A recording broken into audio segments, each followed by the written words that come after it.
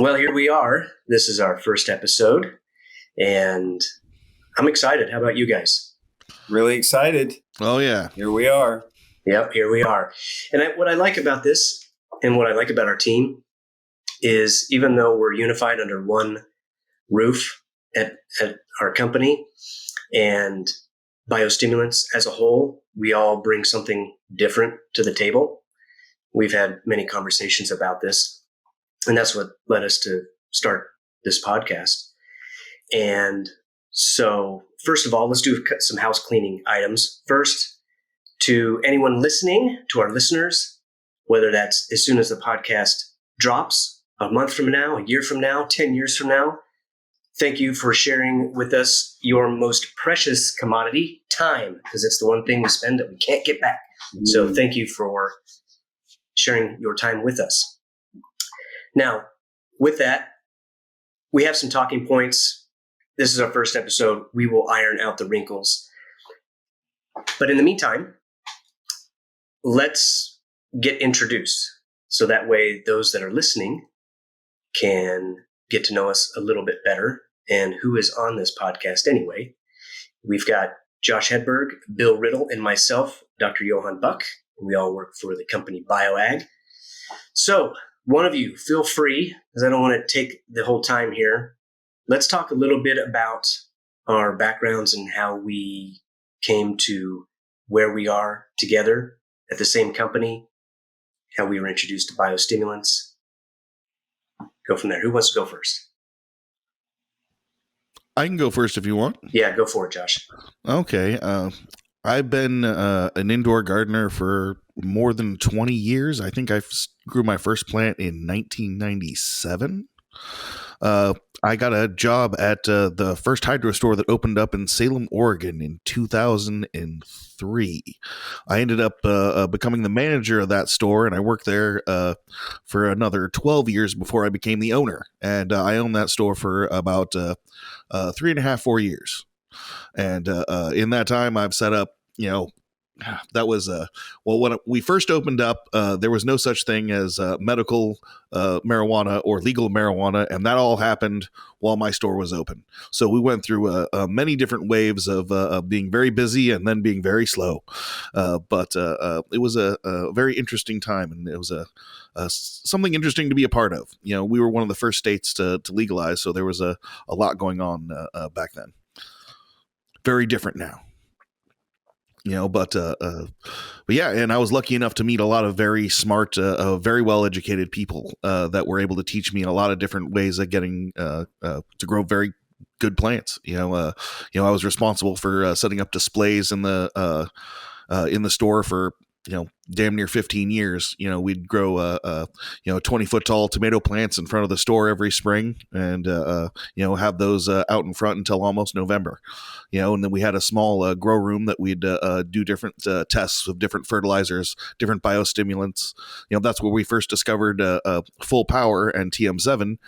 Dr. Bob Faust came in and gave us some samples, and gave them a try in our display model, growing some peppers in a hydroponic system, and we're absolutely blown away with the results, and been selling them ever since. But yeah, that's kind of my story. Well, then how did you end up with BioAg? Oh, with BioAg, Dr. Bob Faust was one of my customers at the store for years, and he was always trying to get me to come and work for him. I think he tried to hire me half a dozen times before I came and said yes. Unfortunately, my store didn't make it through one of the recessions, so we had to close down before we lost a lot of money. So I ended up getting a job with Bob selling BioAg. I've been selling this stuff for 20 plus years. In fact, years ago, I was selling a competitor product, one of the first fulvic acids I ever used. It was a product from Canada, and they didn't get their labeling correct, or they let it lapse, so I couldn't sell it. And because it came from Canada, I couldn't send it back, so I couldn't get my money out of it. I was complaining about that one afternoon while Bob was in the store, and he said, "Hey, man, I sell that stuff to farmers in 50-gallon drums. I throw it in some quarts and gallons. Let's start selling it." And that was like 2006, and I've been selling it ever since. Every time a guy from Hydro Farm or Sunlight Supply would come in and say, what's the most popular stuff you sell? Always, full power. Everyone buys that stuff. So you led the charge. Yes. All this thanks to you picking it up in your store. Well, I certainly helped introduce it to the hobby market and the hydroponic market, and the beauty of that stuff is it's give it to anybody and you can be darn right ignorant with it, use 10 times as much as you're supposed to use or a quarter, and you're still going to see a nice difference. And it's very hard to hurt a plant with that stuff, if not impossible. But that's the good thing about using high quality fulvic acids. They'll fit in just about every program. Yeah, you got that right. Well, cool. Well, it's a pleasure working with you. I'm glad we're teammates here. Yes. Bill, how about you, sir? Well, first of all, I want to echo that. It is a pleasure working with you guys. And although we come from quite different backgrounds, I have learned more in the last year than I had ever planned to. My story begins 1990. I finished at Oregon State University with a agriculture science degree. Went to work for the family farm in Polk County. Was there for 30 plus years. I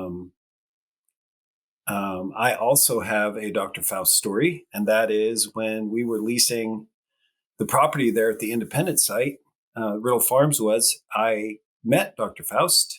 And he kind of blew me away because I come from conventional ag production, grasses for seed, hazelnuts, grain. And Bob started speaking to me about something very different, about regenerative ag, what conventional ag has done to our soils. And it was a story I hadn't heard before. And when I retired from the farm, he was the first guy I called. And we started talking about BioAg. And the rest is history. I'm here now. I've been here for about a year. And getting to know agriculture in a completely different fashion. And part of that is meeting with you guys. That CEA world, I was introduced to Johann. It was a little over a year ago. And Dr. Buck, your background with controlled environment, Josh, yours in also controlled environment, but in cannabis production. I was thinking about this earlier today, that the three of us come from very different production worlds, and yet here we are, and we have the same purpose. And that's plant production. And it's really interesting how, very different worlds. Josh, I would have never found you or hung out with you if it weren't for BioAg. And Dr. Buck, you the same. We wouldn't. We're not in those worlds, but here we are. And we're in ag, and we're doing it together. It's really interesting and wonderful. Yeah, it is. And again, I like the eclectic background that each of us share. And I'm going to chime in just to let Josh know, since you didn't see the chat. I did mute your microphone. That way, when we're not speaking, I've got it muted so we don't pick up any background noise. So when you chime in, just go ahead and unmute. Cool. Yeah. Cool. Gotcha. And this will all come together, I think, with what we're going to talk about here in a moment. And I appreciate everyone's backgrounds. My background, I was just writing down these numbers as you guys were talking. 1997, 90. My journey in ag began in 96. So combined, we have about 80 plus years of ag experience, and that's just the three of us. And this is not by any means comprise our entire team. This is just the trio that's on the podcast. And my journey also started in the 90s, 1996. And it was really born out of juvenile delinquency. I love this story. This sounds like a similar story. Oh, yeah. I was a rambunctious teenager, and kind of free to roam, and ended up finding trouble.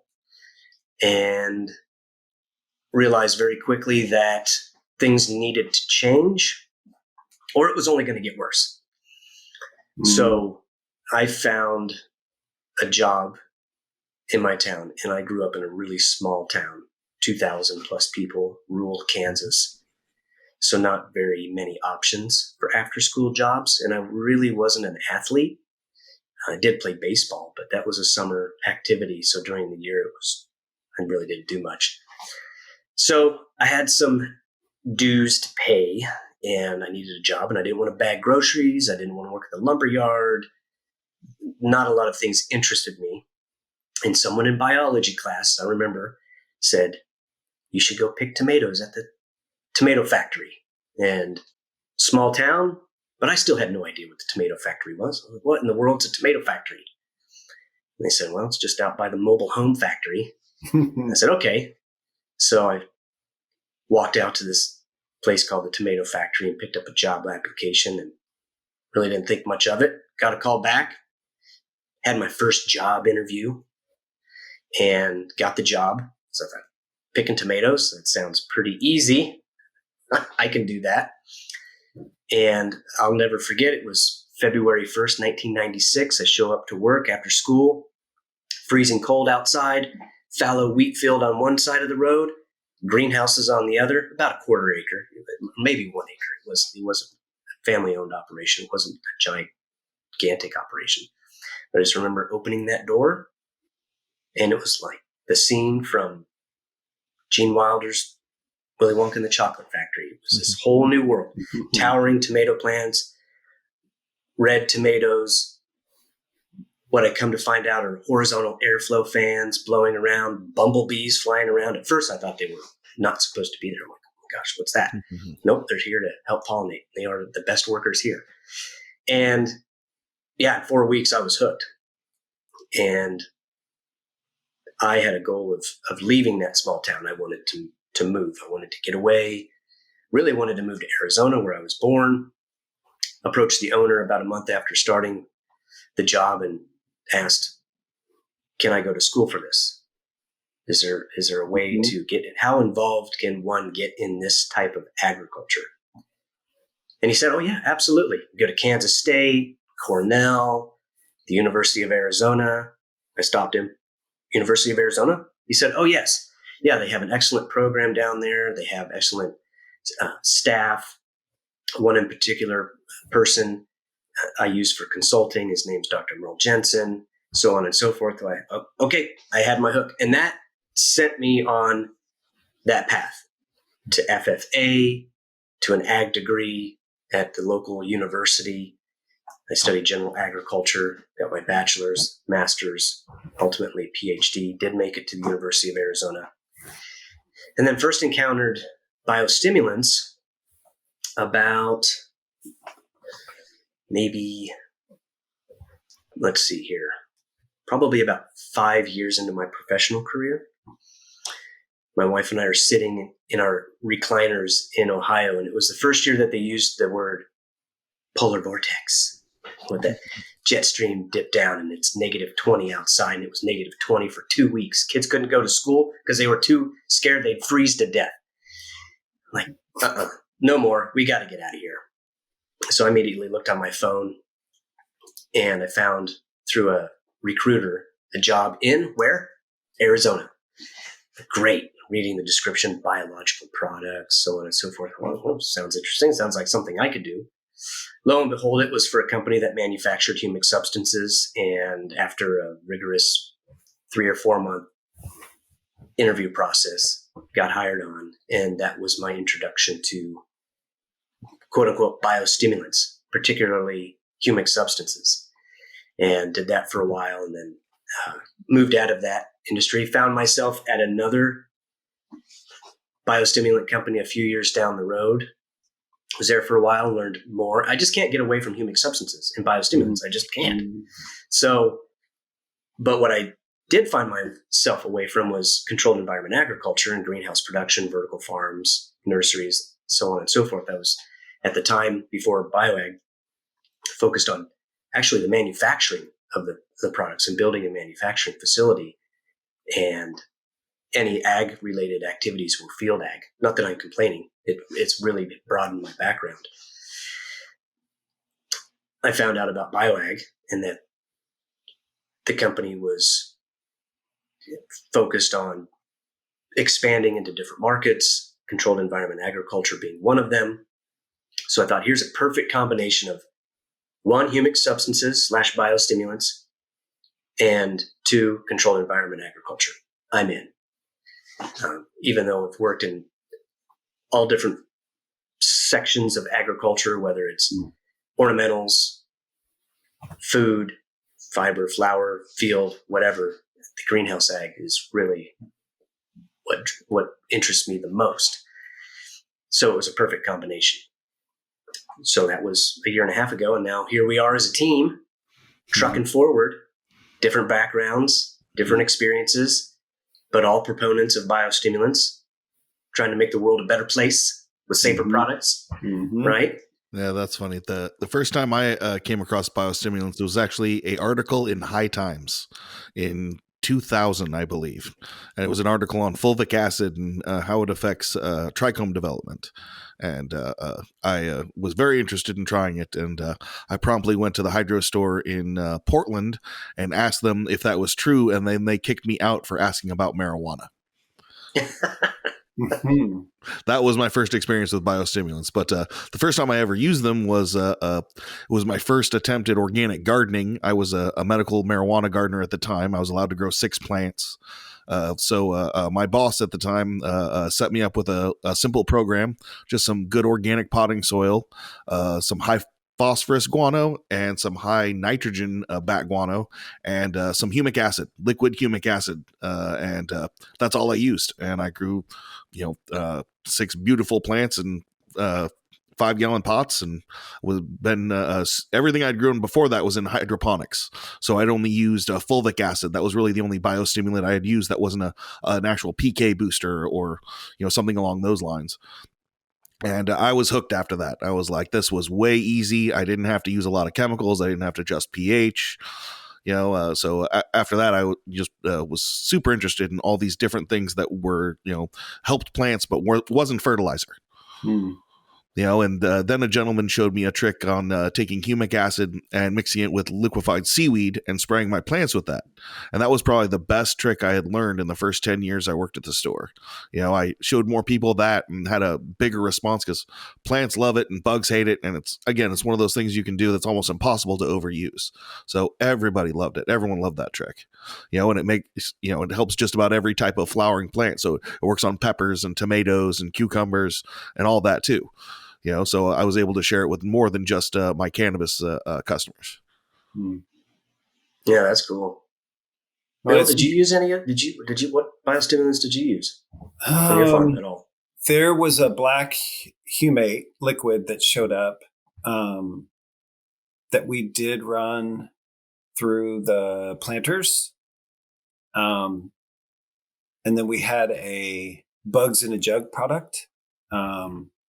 That we think we saw some plant response to, but really, my education in biostimulants really started with Dr. Faust. And the first product I looked at with him was our VAM product. And we did a seed treatment there at the Buena Vista property with him. And that's when I began to learn about that. But a true biological we used on the farm, but it wasn't very well. And now I know more about what it is. But it wasn't something that we used regularly. I do know for a fact now Riddell Farms is buying multiple bulk containers of full humics that go in the planter mix every planting. And they've found some big benefits.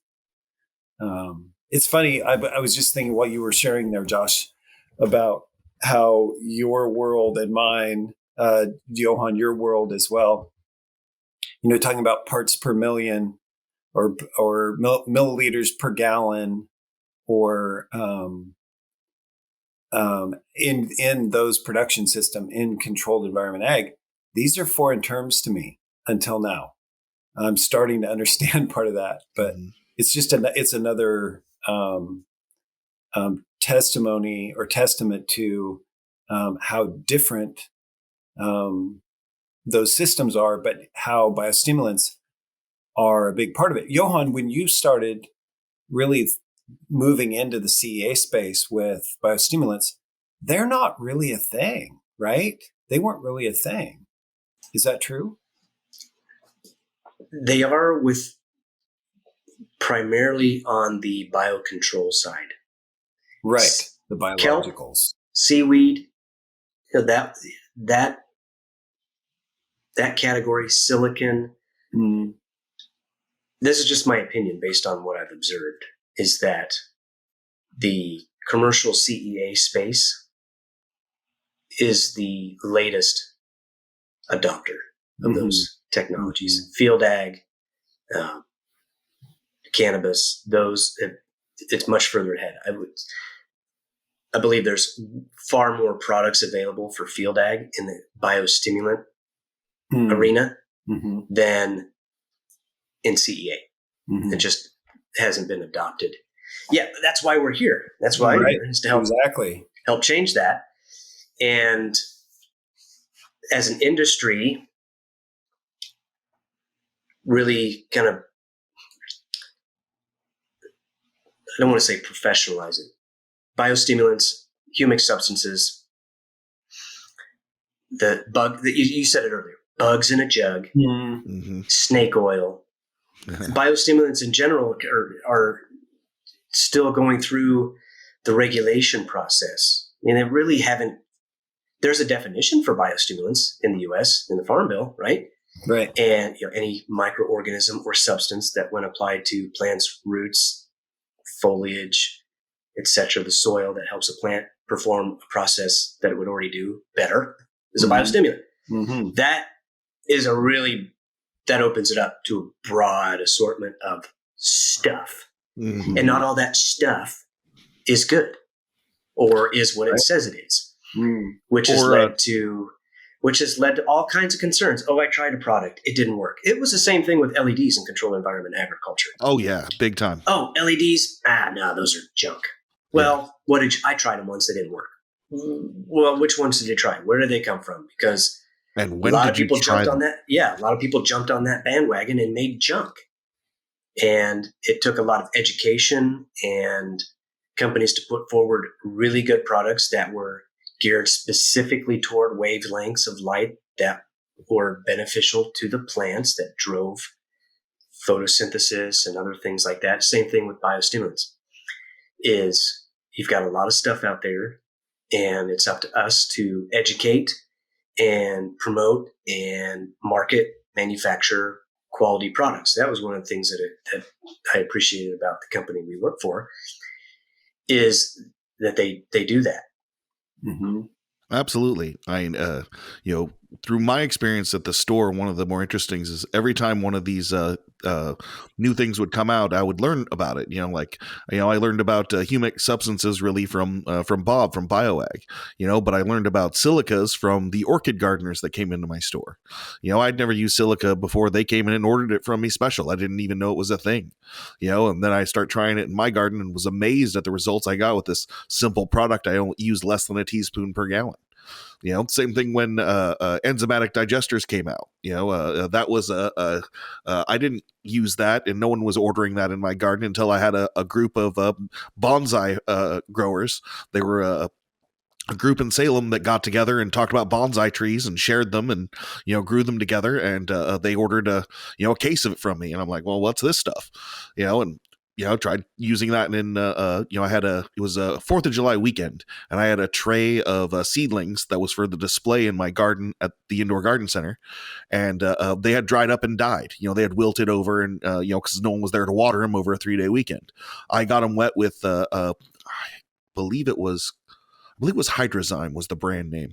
And, after I got them wet, they came back to life after, about 3 hours of being wet. They just perked right back up and, started growing again. They had roots coming out of the bottom in less than a day.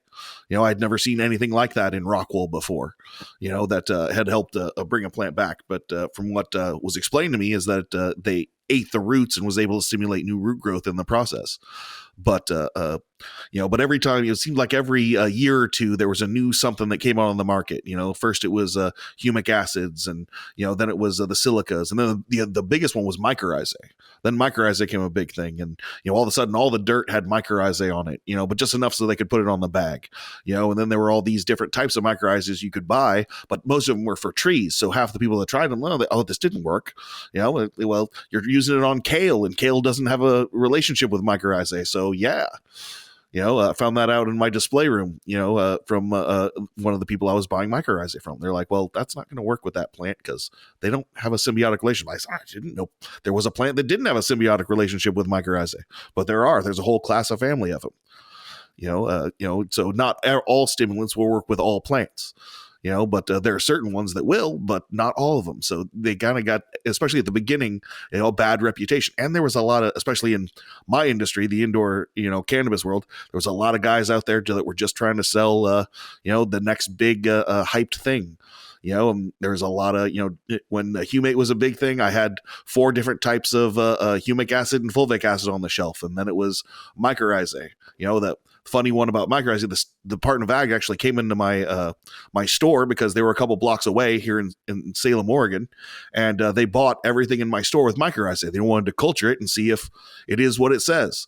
And when they came back a couple months later, everything in my store that was a liquid mycorrhizae was dead. There was no mycorrhizae in it at all. It was just bacteria. They assumed some sort of bacillus because it was you're still seeing an effect, but it's not from mycorrhizae.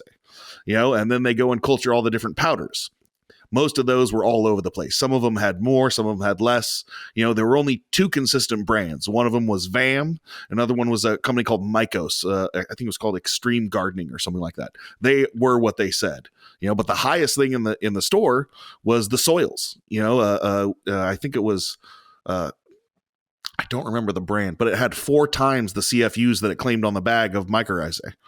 But it was the most heavy soil with the most compost in there. I assumed it was still growing in the soil as it composted, but certainly it worked very well. But that was they were kind of all over the place for years, before they actually came out and got very consistent. Now you can go and buy a specific, this is a cannabis mycorrhizae if you're growing cannabis, or you can go with what I prefer, a multiple species. So I only have one bag, and I can use it in my indoor garden. I can use it on my succulents. I can use it in my vegetable garden.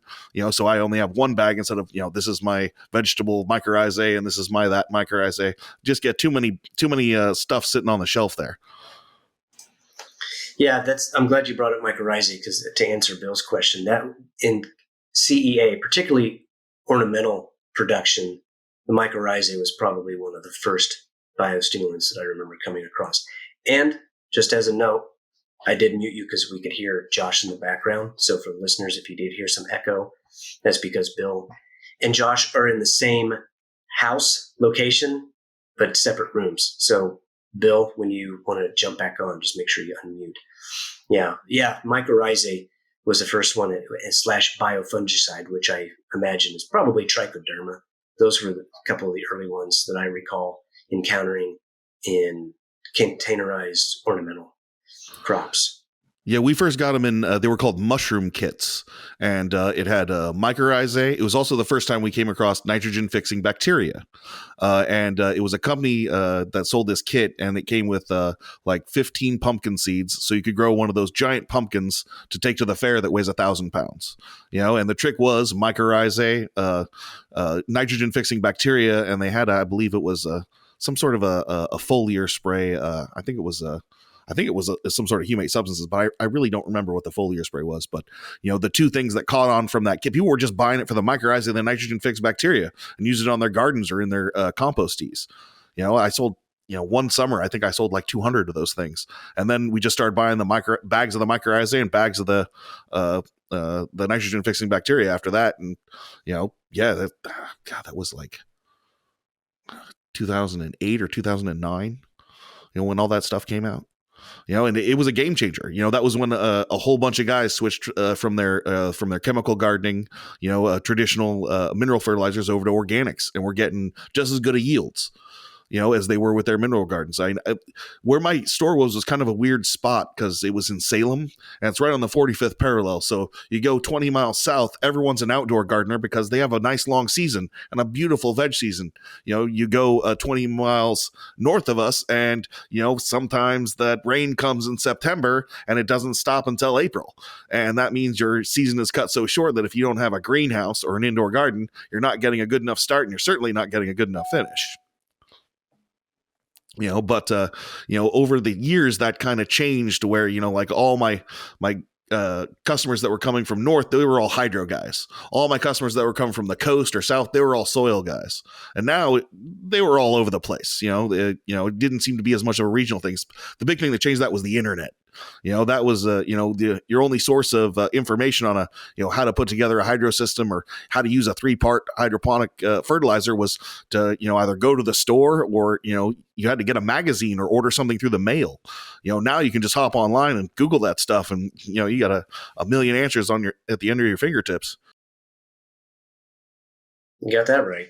That's one of the best tools that, one of the best changes I've seen. It's the sharing of information. It's not hoarded like it was. And it was hoarded for quite some time especially in the indoor world. Everyone had their own special recipe and they didn't want to share. And, but now, just look it up online. Chances are somebody already posted it on YouTube. Yeah. And for your industry, what I appreciate with the acceptance and legalization of medicinal and ultimately recreationals, it's opened up opportunities for those in the commercial industry and researchers to begin to really focus on that crop and prove and disprove a lot of the quote cultivation. Bro yeah, the bro science. Yeah, that's Yep. That's what it is, and which is a good thing. It's to professionalize it, and it just helps elevate that. Now, people are going to have their opinion, and our listeners, we are different individuals. We come from different backgrounds, so listeners, one opinion or another. That's not the point of this. Is to be pro or con that cannabis. It's to get that perspective from that industry, and because we do have those customers and clients, that's part of our customer base. So to our other people, that's fine.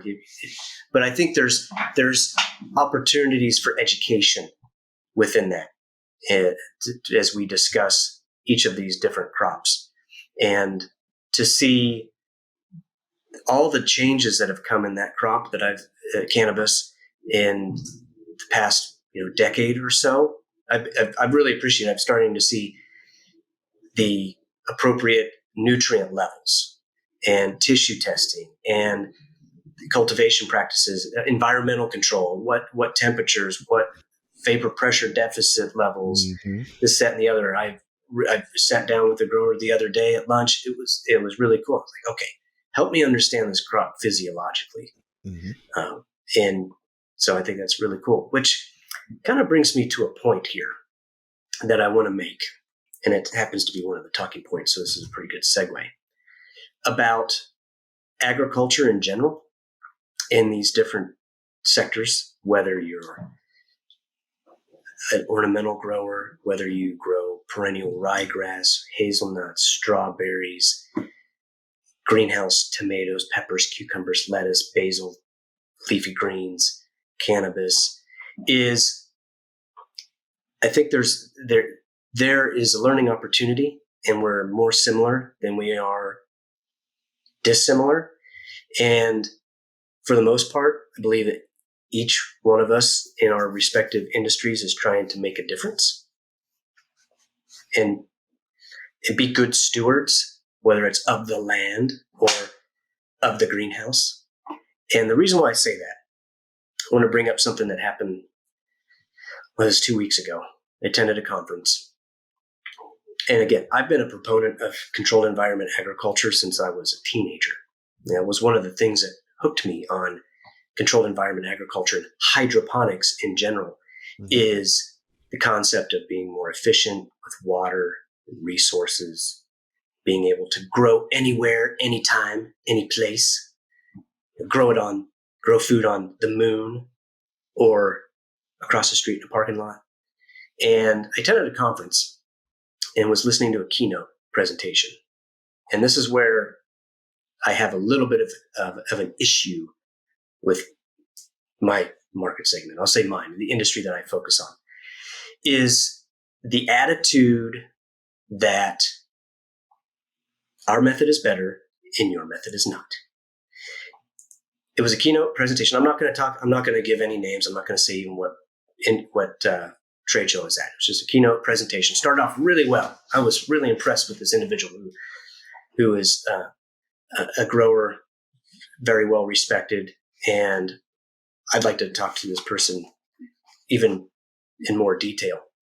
But the presentation started off really well, and then it got into focusing on all the bad stuff that happens out in field agriculture, bringing up, say, forced labor in Mexico, which I think we can all agree is a bad thing. I don't care where it is. Forced labor is forced labor. I don't care where it happens or how it happens. It's a bad thing. We can all agree on that. Absolutely. But it was referred to as dirty ag, dirty ag, dirty ag. The reason why I bring this up is I attended that same conference a decade ago, and it was the same mindset. So now I have 2 points of contact where it's the same mindset. Our way's better. Your way sucks. Hydroponics, vertical farming, greenhouse agriculture, that's the future. Everything else is antiquated.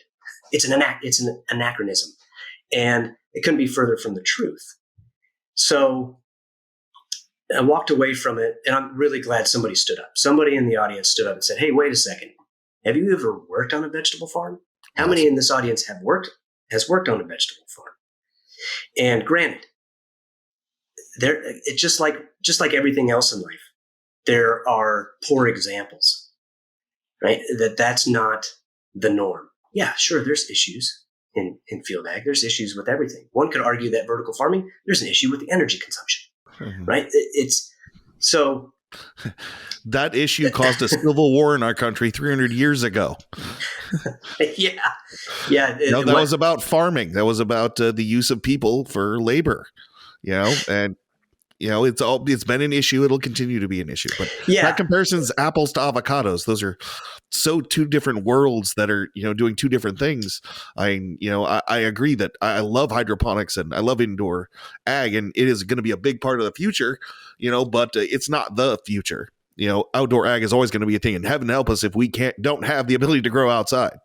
Well, not only was that, it was about land use and water use, so on and so forth, of all the negative aspects of field ag without focusing on all of the improvements that are happening. No mention of regenerative ag. It was, hey, our method is better, and also we need government money in order to be successful, right? And that's a point of contention as well that we won't get into. I disagree with that. But here's what I do agree with. If we're going to go that route, we don't need to be separate from quote unquote other farmers. We just need to recognize that those growers are farmers too, and that they should be included in the farm bill. It doesn't need to be separate funding. It's just be inclusive, right? So my point is, here we are, the three of us from different market segments, and having worked in different segments, there's a lot of overlap, and we need to be focused on how can we really kind of form a coalition to move things forward, to be good stewards of the land or of the greenhouse or of the vertical farm, right? In promoting our industries without talking down about other industries. Because I've walked many a fields, and I can tell you firsthand, those farmers say, I don't want to spray any more than I have to. I don't want to. If you can show me the better way to use less chemicals or fertilizers, a lot of them are more than happy to do that. And so I think, and I'm hoping that's what we can accomplish here under this umbrella of biostimulants, is that here is another set of inputs that can help, regardless of what segment of the industry you're in, to help move agriculture forward, economically, environmentally friendly. I think we can all agree that, and it doesn't have to be these radical changes overnight. It's, the philosophy of Kaizen, gradual positive improvements, one step at a time, leads to big changes. And so, yeah, I don't know what you get, what comes up for you guys as I'm gonna jump in there because Johann, you and I had a very different experience at conferences that we attended recently. You and I talked about this a bit, and as I think about growers, whether they're CEA guys, there was a lot of talk about cannabis, or they're field ag guys.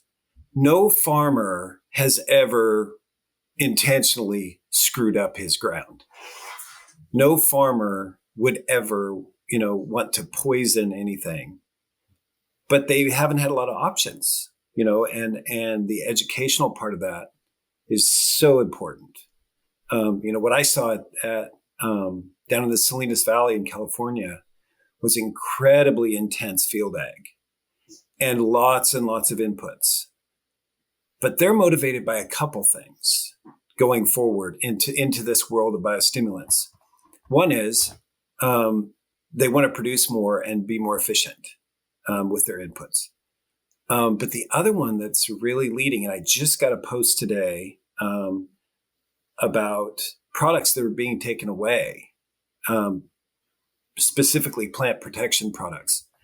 Lorsban, chlorpyrifos, is now banned in Oregon as of today. That's a tool that's been used for many, many years for soil pests, and those things are going away. The hop industry in Oregon and Washington are losing products left and right that they used to use for plant protection. So these growers are motivated on a couple different levels. But, most importantly right now, products are going away. So in order for them to produce the same quality and quantity of products, they have to get on board. And it's really exciting, because the objective is to get, cut down nitrogen. In the Salinas Valley, they are now, as of this year, they have implemented a nitrogen budget. So every acre, every crop is now allocated X amount of nitrogen application per acre. That's going to change things. And farmers are motivated to, number one, be more efficient and continue quality. But number two, they aren't going to have the tools that they've had in the past.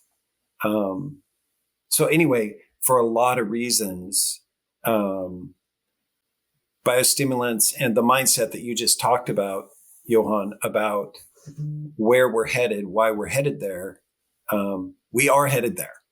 So for whatever reason, each farm, each grow, each greenhouse has its own motivation or its own need, but we're all headed there. We're all headed toward that, regenerative type mindset. Yeah, I don't know enough about regenerative ag yet, other than I like the concept. I like the idea of it. Recently, I think I saw an article about cover crops in corn. Right, to me that makes sense. If to have as much of that ground covered with living organism that's helping prevent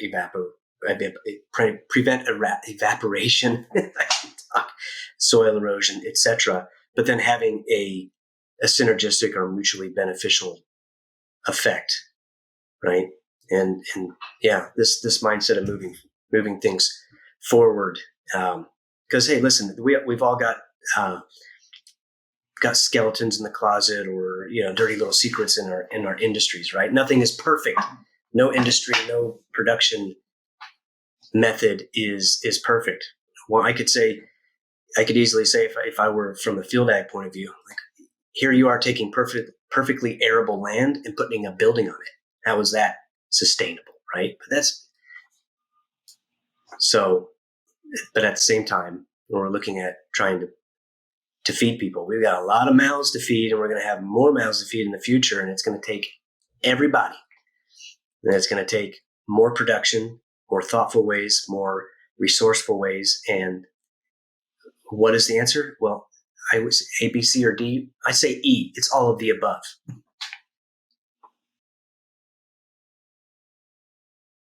Yeah, that's so true. And when we talk about the reasons for being adapters of biostimulants,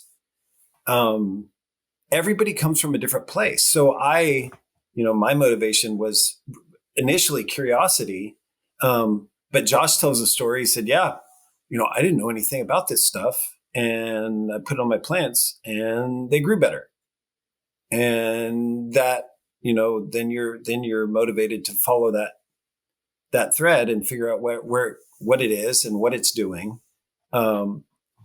Generally, everyone's motivated by profit, right? Mm-hmm.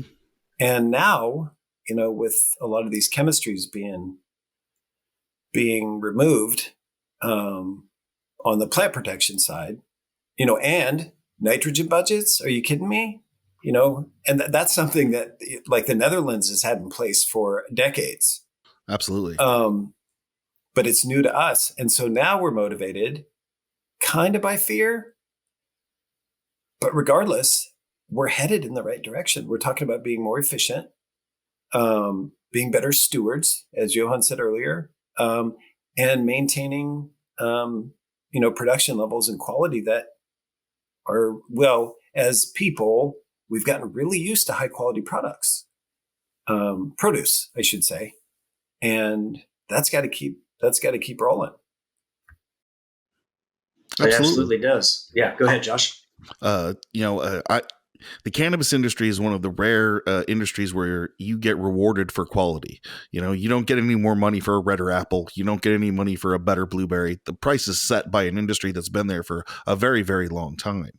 So biostimulants became a very big thing very quickly because, you could use less fertilizer to grow a higher quality product, and, that just appealed to them, even if it, before it was cost effective, before there were places to buy it on a large scale or on a regular basis, relatively small companies where, on a scale where Bill would need to use it, it's not even feasible, but now there's enough of these companies that have built themselves up over time, and they're, coming into their own, or there are these other farming companies that are discovering biostimulants, and man, it's an awesome new thing.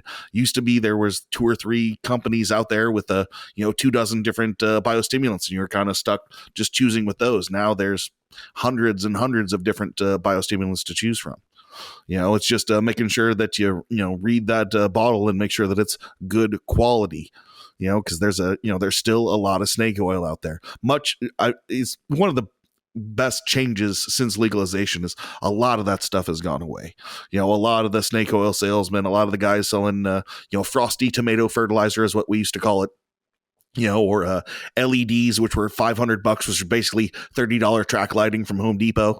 All those guys are gone. They all got put out of the business by better businessmen that did a better job and that were selling a scam. They were selling a genuine product. And because of that, it's completely changed, several industries, not just mine. The LEDs that I saw 10 years ago were garbage. Today, that's all I have in my garden is LEDs, they weren't cheap, but they're going to, last a very long time. And they use, a quarter to half of the wattage I was using before to get the same yields. That's the way of the future. You can't, stick with what worked for 30 years if it's just not efficient anymore and it's just not working. We got to look to a better future. You're absolutely right. That's a good segue into my next question, which is this for all of us. So where do you see the future of biostimulants in agriculture? Like, where do you see them fitting? How do you see them changing? What needs to happen? I guess I'll jump in there. I will say on every level, biostimulants are starting to fit into big ag. The agronomists I work with are very interested. There was a comment made at the show I was at last week that was focused on biocontrols, bio products. The keynote speaker said, what we need for biocontrols to become commonplace is my generation has to retire. And she's a gal in her, early 60s. And I thought, you know what? And I actually spoke with her about this afterward.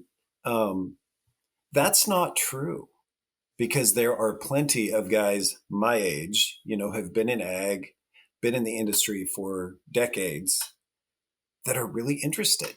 But to answer your question, Johann, I think they fit in every crop at every level.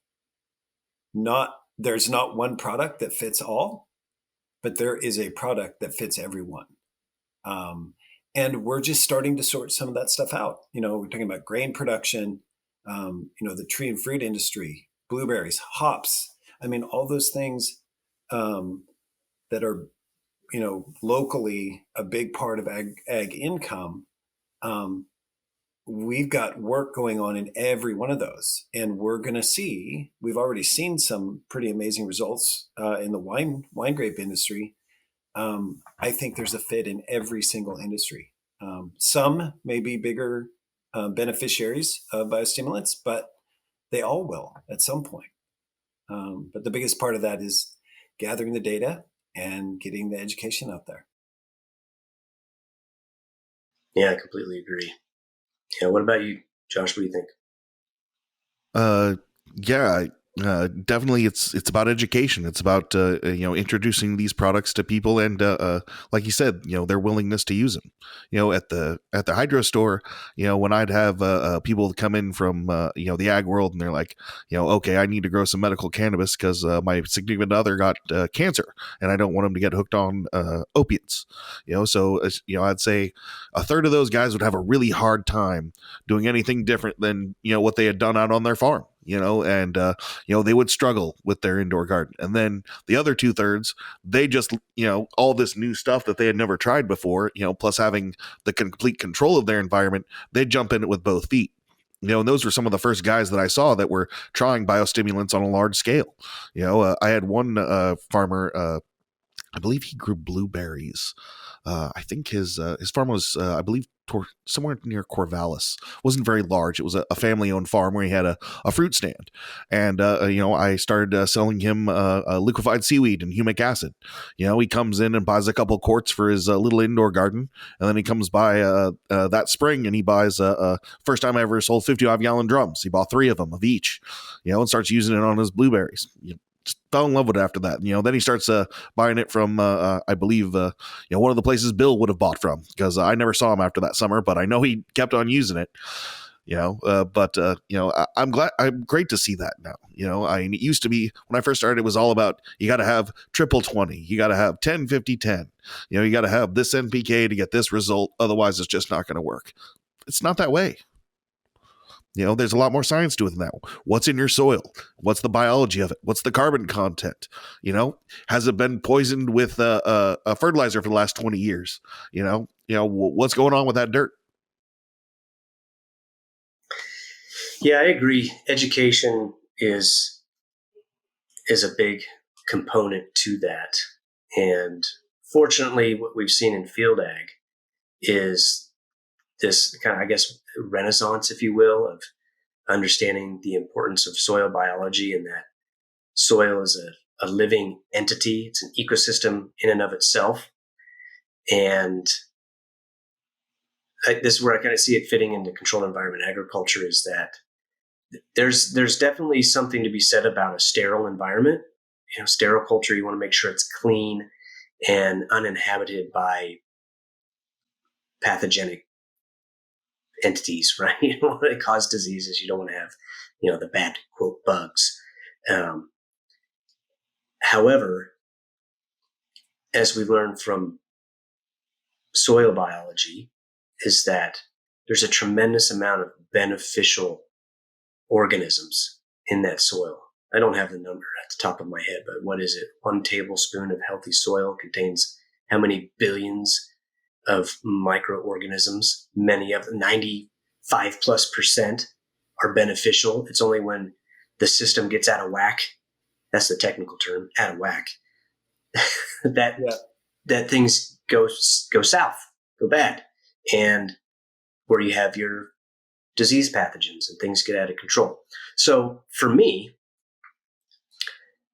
and I'm speaking first globally, and then I'll talk locally here about CEAs, that globally, for me, where the industry's headed and how the biostimulants, the future of biostimulants in agriculture is one, standardization, which I think will really help continue to push out the bugs in a jug / snake oil / moon juice, whatever you want to call it.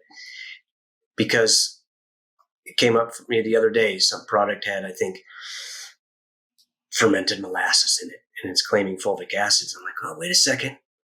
I think according to the Humic Trade Association and the humic industry in general, things such as corn steep liquor, molasses, lignosulfonates, organic acids, those are considered adulterants, because you look at the strict definition of humic and fulvic acids. They're derived from humic substances, which are materials that are high in humic substances, such as peat. Peat is one, but generally speaking, humic substances are coming from your ore material that's mined, like humic shale, lignite, lignite, whatever, subbituminous coal, if I'm pronouncing that right. I always mess up that word. But, so standardizing those products, saying, okay, how much does this contain of what fulvic acid, but it's brown to black? How's that possible? Because we don't know fulvic acid is, derived from the word fulvus, meaning kind of a brassy golden color, right? So one, standardization. And we'll take that even further. Protein hydrolysates, for example. Instead of loading them onto a fertilizer, how about we guarantee certain percentages of amino acids? But we first have to, through the research and education, determine, okay, well, what proportion of those amino acids? Does X% glycine product, is that what's useful, and what is it useful for? Do what some crops we prefer more or less, benefit more or less from that? So one, standardization.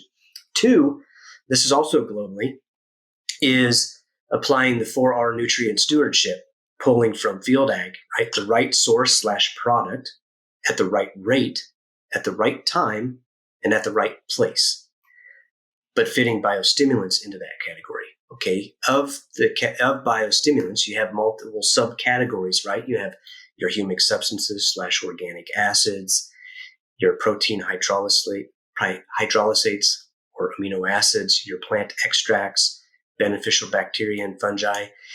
And we could argue silicon, although I'm in the camp that silicon is an element. It's a nutrient, but it has biostimulant properties. But how do we bring those into a 4R nutrient stewardship mentality or approach, right? And applying those products accordingly instead of a shotgun effect. Same thing as with beneficial bacteria and fungi. You look at a label, not that I'm disagreeing with the shotgun approach. You look at it like, holy cow, this thing has like 40 different bacteria in it. What do they all do? And are they even in here? This label says it's in here, but does it? And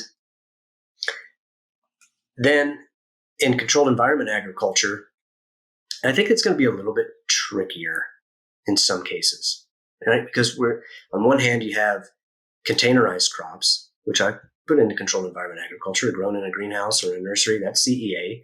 But here you have maybe a peat-based media or cocoa coir-based media or wood fiber-based media in a container, different crop versus, say, tomatoes or leafy greens grown in maybe a rock wool substrate or a foam substrate. Okay, how do we incorporate biostimulants into that mix, right? Especially if we're talking maybe about a recirculating system now, right? We can't get a lot of biofilm, can't have a lot of foaming. In some cases, foliar applications aren't readily done, if at all. So which products fit and where and when? It's a great challenge. I'm stepping up to the plate. I'm willing to take that Pepsi challenge and get after it. But there's a lot of questions that are left unanswered. However, in my opinion, biostimulants are a part of that. It may be an undiscovered part for some growers, but it's definitely a part. So when I look at the overall production equation, where you have your environment, you have your genetics, you have your inputs, you have your plant health products / biocontrol, pesticides. In that equation is, in my opinion, is also biostimulants that are a crucial part that in many cases are not being utilized to their fullest effect to produce healthier plants. The whole concept of biology is why I think we need to get someone on who's a microbiologist, because as we learned from field ag, plants evolved in the presence of beneficial bacteria. Through the research on rhizophagy, we're beginning to have the understanding that plants may be out there harvesting endophytes like we harvest the crop itself. And remnants of those endophytes and the endophytes themselves we're consuming. How does that affect quality? So a greenhouse grown crop, yeah, it's flavorful, it's nutritious, but can we take it up a notch through microbiology? How does that play a role? I don't know.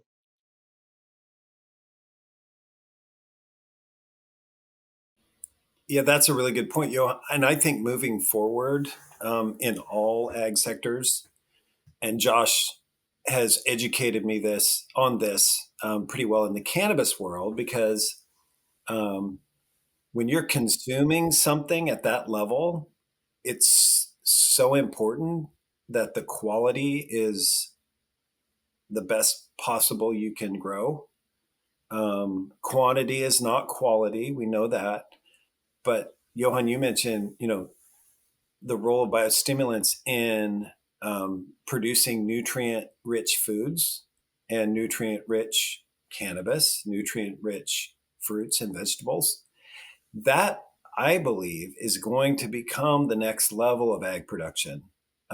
There's already some good testing out there that consumers can look at produce in the future. It's not happening now, but they will be able to in the future, not just test produce by its color, shape, and flavor, but also by its true nutritional value.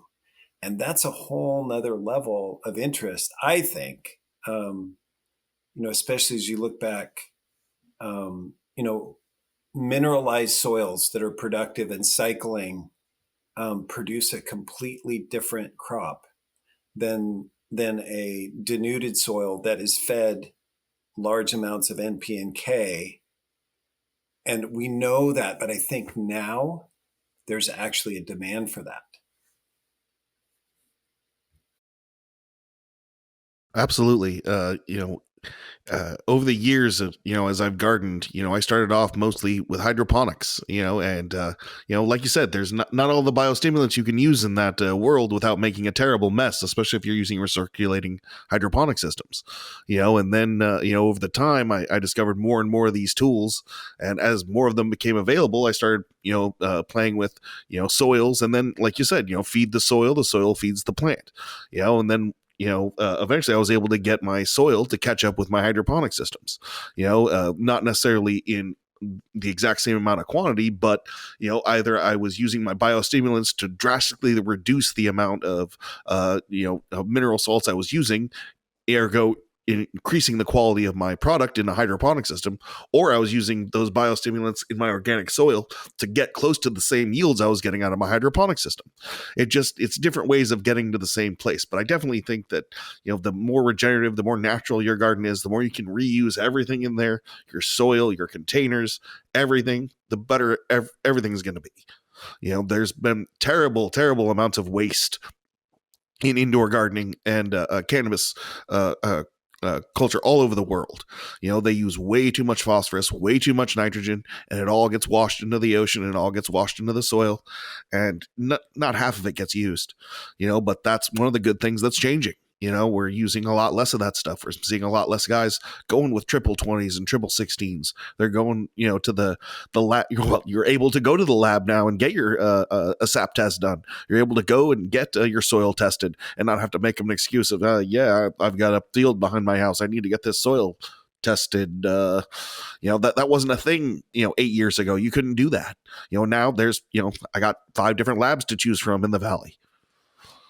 That's a wonderful thing. That's a great change that, just wasn't available before. So now we get to, like you mentioned before, getting rid of that bro science and bringing in real science. It's a game changer. All the guys that are selling their snake oil, they're scared to death of it, because it kicks them right out of the industry. Yeah. And they'll have to adapt, improvise, improve, or be overrun. Well, good. That's a pretty good place to wrap it up today. I think we had a really good conversation and covered a lot of ground. First of many episodes. It's always a pleasure to hear your voice. And of course, I don't think the video is going to get posted, but it's good to see you since we are separated geographically. Any parting words of wisdom, Bill? You are muted, sir. I too look forward to our next topics. The 3 of us can get pretty deep into stuff pretty quickly. So I'm really excited about taking on a topic. And I really look forward to this time being a time where I get to learn as well from you gentlemen. So likewise. Yeah, I'll say from myself, being the PhD, I don't want to be the smartest person in the room. I'm not the smartest. If you're the smartest person in the room, you're in the wrong room. Right? Oh yeah. Well, no risk for me on that note. Yeah. We'll have a lot of good guests on. I always learn so much from both of you, and I think that's where we round this out is our different backgrounds and experiences and perspectives. And I look forward to having guests on to help enlighten us and our guests. And of course, we thank those listeners. Thank you for spending time with us. And until next time. Till next time. See ya.